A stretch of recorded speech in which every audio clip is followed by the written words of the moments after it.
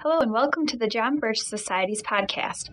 The following speech was given on the evening of October 29th, 2005 by the Honorable Dr. Ron Paul, Congressional Representative for Texas 14th District. Our next speaker is known to every one of us, I'm sure, at least in part, if not much more than that. I want to start off by telling a little story about something this man did. He's very courageous, as you know. I think he and Virginia, they get together every Monday morning and they say, what are we going to vote against this week? You know? It was back in October of 2002 that Ron Paul was a member of the House International Relations Committee. He still is in that committee. They used to call it Foreign Affairs. Now it has to be international and all this kind of stuff. And at the meeting, I think there's 45 members in that committee, and at the meeting, he introduced a motion to the chairman, Henry Hyde of Illinois. He said, Mr. Chairman, I move that we declare war on Iraq, which didn't happen, of course, until March, 6 months later. And he said, I intend to vote against my measure because I don't think we should go to war against Iraq, but we should not ignore that provision of the Constitution that says only Congress can declare war. All right? Well, now, what do you suppose Mr. Hyde said? Well, I don't know exactly the quotes, but he did use the word anachronistic. He said, Ron, we don't bother with that anymore. That's a bygone idea. It's anachronistic to think about that. And he's a conservative, right? But that's the attitude in Washington. And of course, I was glad to see Ron being able to smoke this guy out. He's another faker. So what I did was I got some people up in his district in Illinois. I told them about this. And I said, write him a letter and ask him if he thinks the part in the Constitution that says that all members of Congress should be paid a salary, ask him if that's anachronistic. Well, some of them did, and they never got an answer, as you might expect, right? Our next speaker has represented his Texas constituents during 2 tours of duty. He served for 3 terms in the beginning in late 70s and into the 80s. And then he went back to practicing medicine after a try at getting a Senate seat. It didn't work. So he was back working in medicine, and then more alarmed every day, I suppose, about what was going on. He decided to go back and try to get a seat back in Congress again. And he succeeded in 1996 and has served there ever since. His unquestioned commitment to honor the congressman's oath to adhere to the Constitution sets him apart. There are not that many, as you know, who feel that way, and certainly not that many who have ever read the Constitution. So we're delighted to have him with us. He's brought his lovely wife, Carol, with him. I'm always glad to see her. And so please welcome Dr. Ron Paul.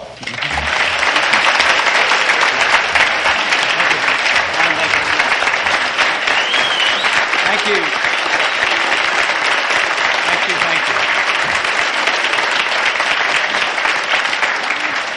Thank you very much. What a delight.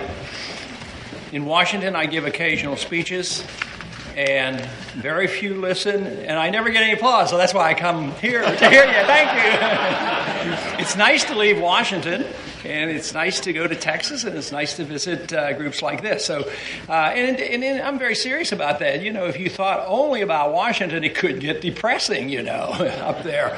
A lot of people say, you know, don't you get really discouraged with all this? Don't you really get down? I said, absolutely not. I am never discouraged up there, but I have real low expectations. I think you're pretty safe tonight. You've already heard from Virginia. It was a delight to hear her, and you have a fantastic speaker coming up in a little bit. So I'm sort of relaxed now. You know, I don't have to do a heck of a lot here because you have 2 other speakers. But it is really a pleasure to be here. And I could remind you, of course, that I am here from the government. I'm here to help you, so you're okay. So that's pretty good. But I am very pleased that many of you in here helped get Virginia to Washington. It has been a real help.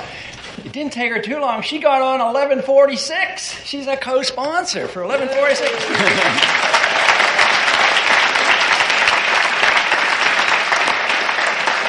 Now, she did tell you about that one vote, 11 of us. That's not very many. What's the percentage of that of 439? That's a low percentage, but she was there. But she's getting me a little bit worried because she's starting to challenge me a little bit. You know, I have a reputation up there for voting by myself now and then. And somebody did a study not too long ago, and they found out that I voted 126 times by myself between 2000 and 2004.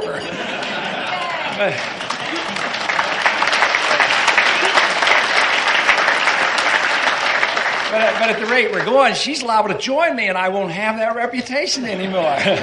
But it is a real delight to have her there. And we talk about sending help, and you certainly have sent some help when you sent Virginia up there. So this is great. But, you know, a lot of times, and I heard somebody ask Virginia, they said, how do people like you get elected? And believe me, I get that asked all the time. How do you get elected? And then they say, members of Congress say, I can see how you could slip in here, but how do you get reelected is the big thing. Well, you have to have a few secret weapons. One of my secret weapons is sitting over here is a wife, and she does a good job, and having a bunch of kids. I have 5 kids and 17 grandchildren. They help campaign. Delivered 4,000 babies. That helps too. So that's always an assistant. But Carol claims she doesn't deal in politics. She's only given me two bits of advice. And one was that we should do a cookbook. Anybody ever hear of the cookbook that we sent out? I think maybe some of you are on our mailing list. She does a cookbook at Christmas time, and family recipes, pictures of the kids. And she brought that idea to me, and I said, no way. I said, that's silly. I said, who cares about that stuff? I said, they want to hear me talk about the Exchange Stabilization Fund and the IMF and the World Bank. She says, no, they want to know something about you. They want to know you have kids because they're going to say bad things about you. And if they know you have a family and that you think along those lines, that will neutralize it. And you know what? She was right about that. It's very beneficial. Politics is not just about philosophy, although that's what drives us possibly here. But you know, there's a lot of people that like to know what we're doing and what our families are like. But you know, she had another bit of advice, and she doesn't get involved in legislation. So she doesn't challenge me too often on my votes. But she had an opinion about this. This is a small copy of the Constitution, a small booklet of the Constitution. The Constitution is small, and she told me once, she says, why is it that you guys in Congress can't write legislation as clearly written as this little booklet? She thought that for anybody to be passing laws, the laws ought to be as simple and clean, straightforward as the way the Constitution was written. And you know, if you think about that, if we wrote things like that in Washington so that everybody in the country could understand it, and the members of Congress could actually read it, and the members of Congress understand it, wouldn't that be a miracle? That would be fantastic. But that's not the way it's done. It's done in a conniving manner. I'm always convinced the most important things ever passed in the Congress never gets open debate. It usually gets stuck in at the last minute in a conference report and buried, and you really have to have good staff to dig that out to let the member know what's going on, because there's no way we can keep up as individuals. Staff is very important. And I became a new member twice, in the 70s and in 97. And I had the same rule for both of them, both times. Because you get hundreds and hundreds of applications. Because a bunch of members leave and retire, and these guys that are on the Hill, they need jobs. So you get stacks and stacks of applications. And then you have other applications of people who had not worked on the Hill. Now, I had this is just personal with me. My rule was anybody who had any Hill experience, I just pushed them aside. I wanted new people that did not have, was not ingrained with Hill experience, and I have done well. And my staff are very dedicated, very low turnover, and I've had other staff members tell my staff people, you guys really have it easy. All you have to do is read it and decide whether it's constitutional or not. That's too easy. He says, we have to weigh it, read it, and then weigh it. On this hand, it means this. What does it mean to our supporters here? And they go through all that, and they agonize over this. And it would be nice if my staff could read every single word of every bill, but they can't. But I require them to read enough to find out if there's something in there that's not constitutional, and if there's something in there that isn't, I'm not going to vote for it. And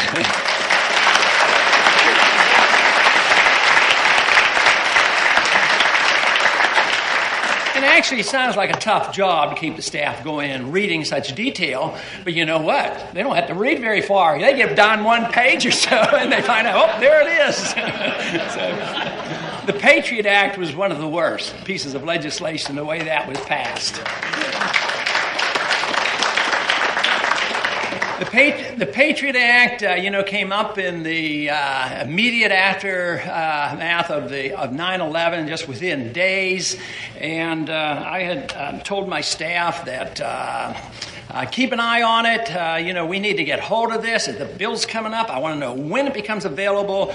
And it became available about 1 hour before it went to the floor. And we had to search for it and get it on the internet. And it wasn't on the website that it was supposed to be on. There was no printed version of it. And then they went down and had an hour or two of debate. I know that very, very few members had the vaguest idea what was in the bill, but it was almost an automatic. Their vision was, how can we not do something? The people are frightened. They come to the government. They want to be safe and they want to be secure. So their mind was made up. No matter what was put out there, they were going to vote for it. And that's how some of the worst pieces of legislation get passed. And I think back then there were only 3 Republicans and a couple dozen maybe Democrats that voted against it. I was delighted that members of the society were astute enough to figure out that being a good conservative doesn't mean that we can't be good civil libertarians and protect personal liberties. And why in the world, under those circumstances, should we be punishing American people? That's right.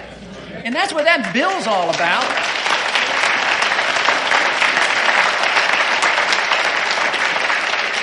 And the Patriot Act is in the process of getting passed again and strengthened. They've already come up with the national ID card, putting all those regulations on the driver's license. And they have given the power to the Secretary of Homeland Security to put anything they want or he wants on the chip in the driver's license. He has the authority without ever going back to Congress.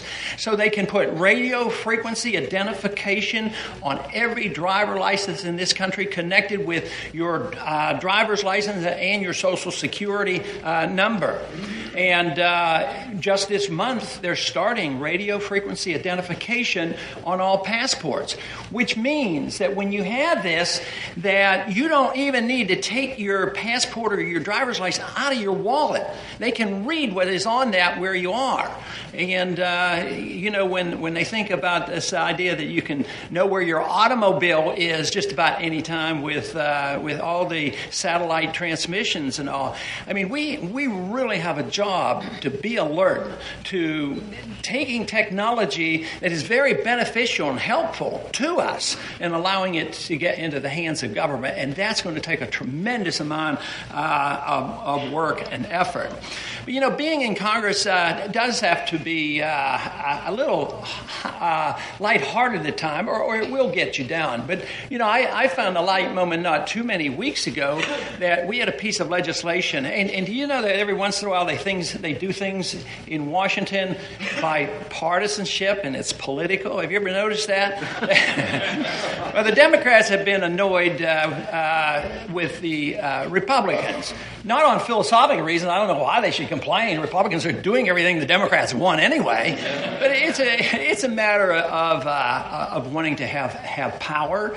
And yet they've also been annoyed because they don't think and this is even before the recent indictments and all, they have always resented the fact that they don't think they get the people in the administration to answer clearly enough when they're before the committees. So the Democrat had an interesting amendment on, I think it was on justice bill or something. So they come up, and the amendment was very challenging. It said that we expect that anybody in the administration, when they testify before the Congress, they should tell the truth. And the Republicans say, oh, this is terrible. This is terrible. We're trapped. Maybe it'll pass by voice vote and we won't have to vote on this.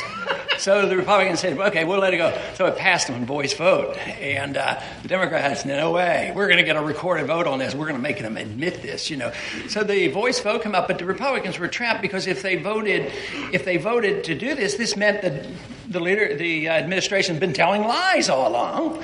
And otherwise, then they have to take, the other position was, well, you don't have to tell the truth. But the Republicans won that vote. They still don't have to tell the truth when they testify before the Congress. On another piece of legislation, a creative Democrat came up with the idea that because of the way we went to war, and it was mentioned in the introduction how annoyed I was about the process, he said that the amendment said that if the president decides to go into another country, that he cannot do it unless he conforms to Article 1, Section 8 of the Constitution, which, of course, would be the war powers. And that only got 128 votes, saying that if the president wants to go to war in an additional country, that you should obey Article 1, Section 8. Rice, just this last week, said that before the Senate committee, she said that the president already has authority to wage war against Syria without coming to the Congress because of the powers given after 9/11 as well as the authority to go into Iraq. I mean, that to me is really up high on the list of the importance of the Constitution. What happened during the Revolution was to take the power to wage war away from the executive branch, away from the king, and put it as close to the people as possible because it's so serious.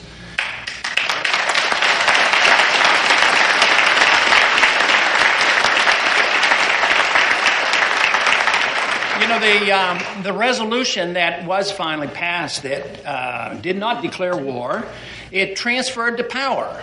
It was unconstitutional to do this, but by majority vote, the Congress transferred the power and authority to go to war from the legislative branch to the executive branch, and it said it did not tell the president he had to go to war.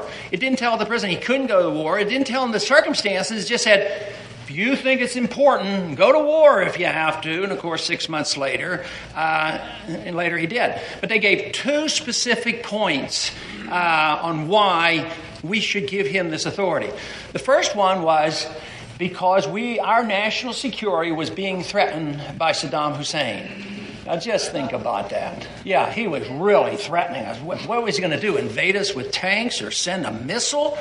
We had been bombing him for 12 years, and he hadn't even hit one airplane yet. He didn't have an airplane, didn't have a navy, essentially had no army, but we were frightened enough because he was a threat to our national security. He might have been a threat to somebody's oil well or something like that, but he wasn't a threat to our national security. But the second reason, it was because we had to make sure the UN resolutions were enforced, lest the UN lose credibility. In the resolution, the UN was mentioned 21 times, and Article 1, Section 8 was totally ignored. So we're well along our way toward internationalism, where we are doing the bidding of the internationalists. And, of course, the project you're working on now, FTAA, the one we just almost won, should have won, CAFTA. I mean, just think of it. It's the UN, the WTO, the IMF, the World Bank, CAFTA, NAFTA, and FTAA. I mean, it's on and on and on. And each one is a direct threat to our national security. All of those should be abolished.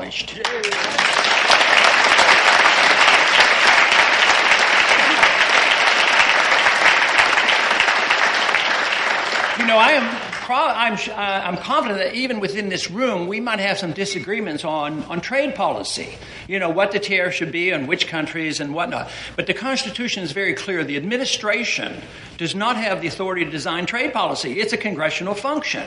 And we can't transfer that power through a congressional act to the president or the executive branch. It's only the Congress can do it. So we might have a debate, and the Congress should have a debate. Who should have the tariffs or whatnot? I happen to think free trade is a pretty good idea. I like to have as much free trade as possible, but I detest both the attempt through these organizations, which I see as an attack on sovereignty, but I don't even think they're free traders. They're a bunch of, they're pseudo-protectionists. They go to the WTO to get protection, so they're not even true free traders. Because I think sanctions on certain countries are what aggravates things. The founders were very clear about this. They wanted us to be friendly with countries and trade with countries and get along with countries and travel. But they didn't believe that we should send our armies first and trade second. The armies, matter of fact, they didn't even believe in these standing armies. They tended to get us into too much trouble. But the advice by the founders was very clear, and the advice that we should take today is stay out of these entangling alliances.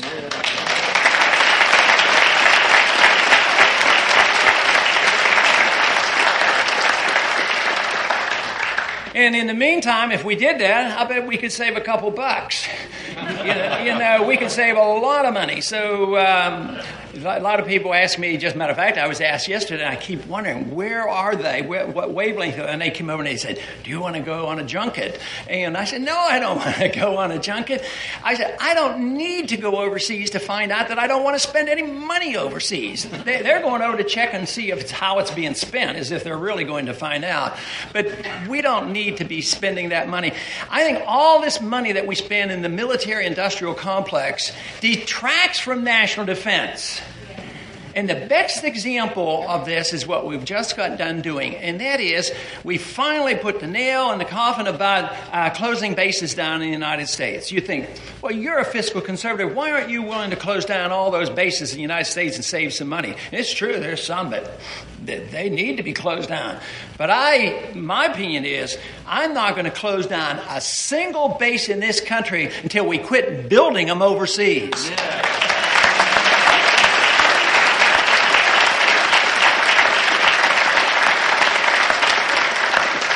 Bases in Saudi Arabia, bases in Baghdad. We're building an embassy. We condemned Hussein for all his palaces.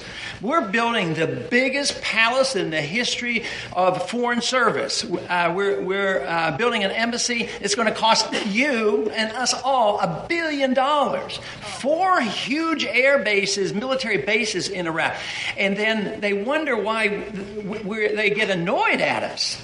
I mean, what would we think as Americans if the Chinese came in and occupied the Gulf of Mexico and started putting bases in Texas or Florida or someplace? Do you think we'd be annoyed? But here we are, we're over there, and then we wonder, well, why don't they like us? Well, I don't think it's that hard to figure out. I just love the foreign policy of the Founding Fathers and the advice of George Washington. Just mind our own business. Besides, on the International Relations Committee, and this came up just recently again, and you're going to hear more about it because the move right now is to go to Syria. It looks like Syria will get hit next. And we're always condemning Syria. Far from an ideal country, obviously. But we're condemning Syria because, they have a border between Syria and Iraq. And lo and behold, there are openings and people sneak in and out of the border over there in Syria that haven't sealed their borders. I told them on the committee once, I said, how can you condemn the Syrians? What about our own borders?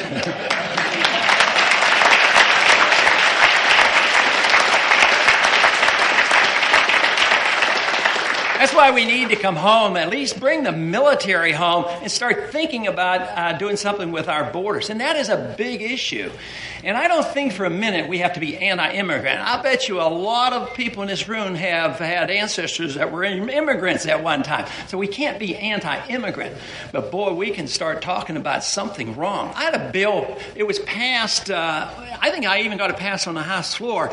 And it said the nations that were listed as terrorist nations, potential terrorists, and that they could not have any students come in from that country unless they got a special waiver from the Secretary of Department of Defense. It wasn't an absolute, but it just said, whoa, why are we letting these people come in by the hundreds into our country from countries that we've already declared as terrorist countries?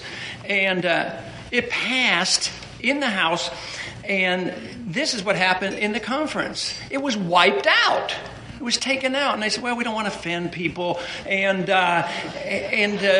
yet our leadership, Republican leadership in the Congress as well as the administration, did not want that in there. That is one. I have several items that I talk about when I talk about immigration. One item is I'm absolutely opposed to amnesty. That's one thing I don't think we should deal with. But also, I think if you give illegals an incentive to come in, you'll get more of them. And we have too many incentives. One is that I don't think there should be ever a federal mandate on any state to finance any welfare program for any immigrant. Medical care and health care, it's going to bankrupt this country. Another little thing that I would do is some people claim we wouldn't have to change the Constitution. I tend to think we probably would. But anyway, I think it's time that stepping across the border and having a baby shouldn't give them automatic citizenship.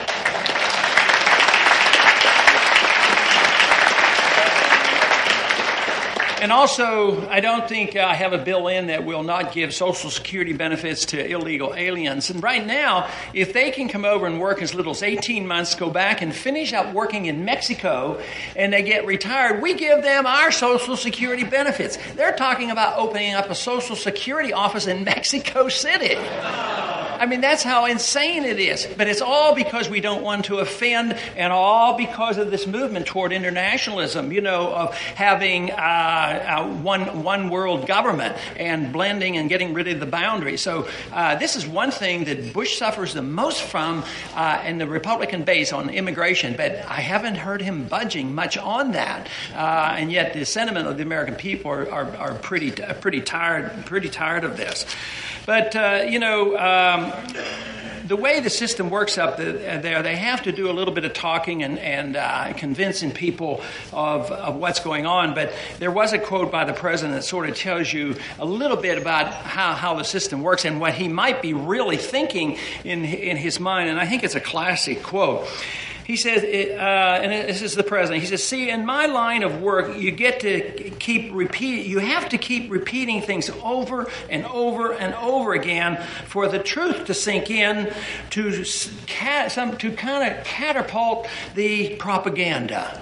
Oh, catapult. So you keep saying the same thing over again, and then you get the propaganda. Well, anyway, the system up there deserves we deserve better than what we're getting in Washington. And things are changing, and things are improving outside of Washington.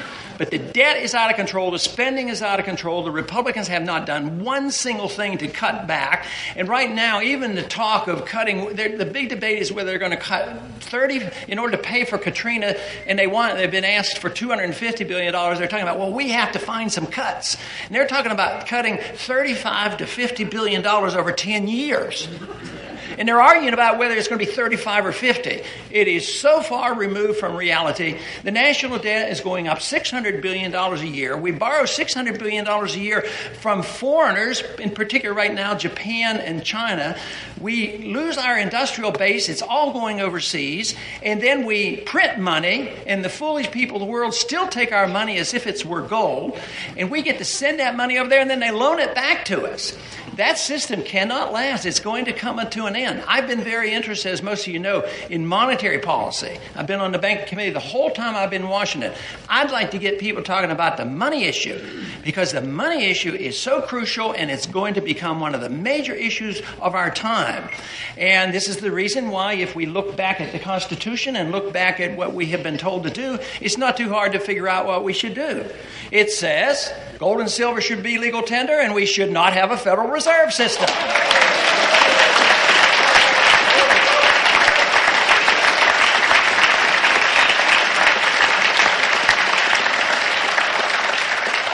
We don't have many ways to finance this extravagant spending. The odds of us cutting back on spending, I think, are pretty slim until we have a catastrophe. And we will have a financial crisis.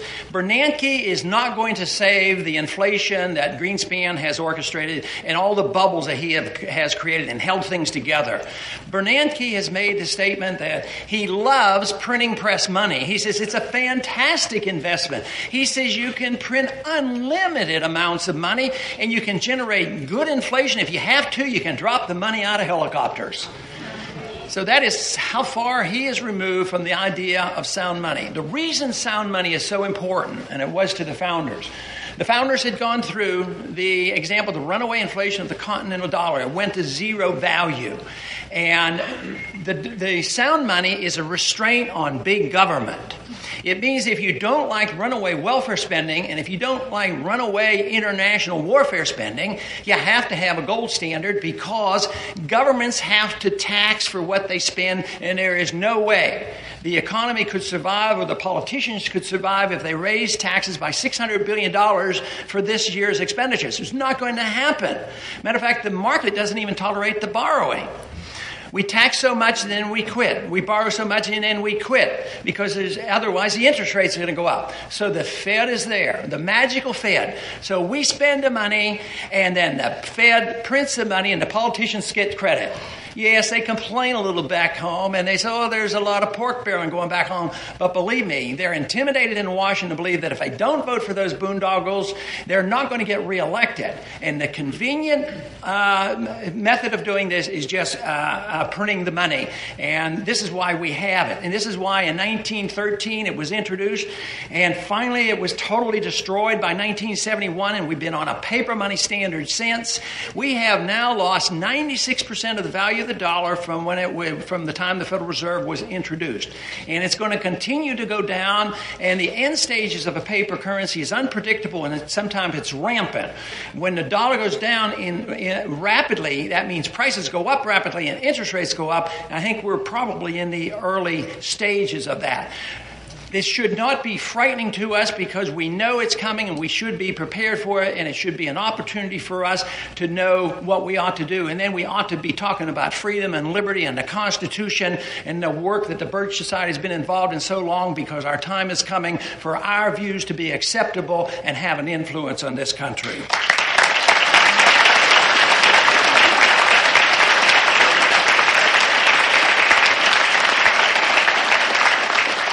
You know, most of us are very interested in politics, and there's a purpose for politics. There should be but one purpose. The purpose of politics is to promote liberty and nothing else. Unfortunately, those individuals I run into in Washington, except for the rare exception, they're there because they like the job. They're there because they like the power. They like the influence. They aren't philosophic people. Now, that's a mixed bag. That sounds all negative. But they're also willing to bend because they're not strong philosophic people, which means if our message comes out and our message is the prevailing wisdom of the country, they'll do it. It's as simple as that. So what our job is to influence the people.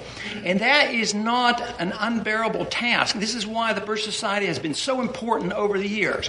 And that is they understand, the society has understood how important education is, but they don't give up on the political part of trying to influence our member of Congress. And they have targeted the right body, and that is Congress. Congress itself, especially the House of Representatives. When the people change, the House of Representatives will change, and the country will change. And the opportunity is coming.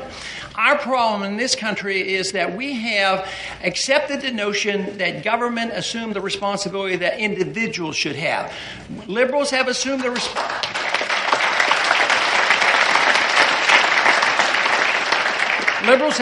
responsibility, assumption that they can make the economy fair for everybody and redistribute the wealth and everybody's going to be happy.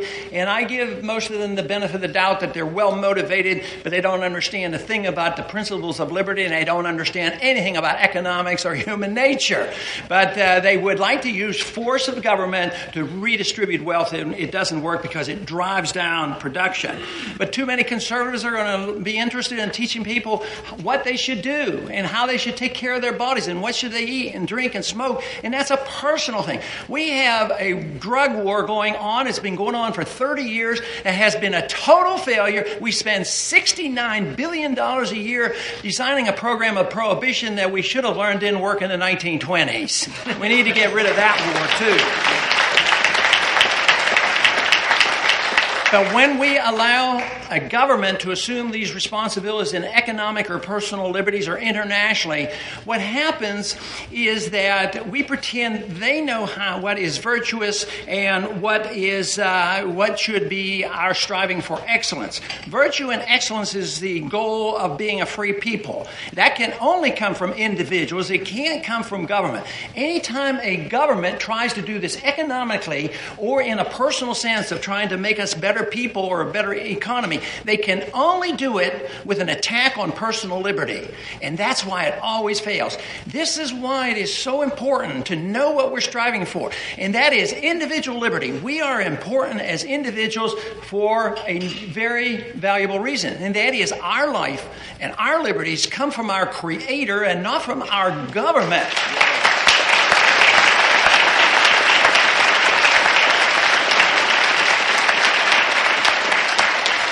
In spite of the problems that we face, I'm a basic optimist because I think things have been improving all the time. I love the internet. I love the information that circulates, and I believe that we have the upper hand. Samuel Adams was very, very plain about this. He says it does not take a majority. It takes an irate, tireless effort by a minority of people, and that's the way it's always been. There was only a small minority of the people who agitated for our revolution.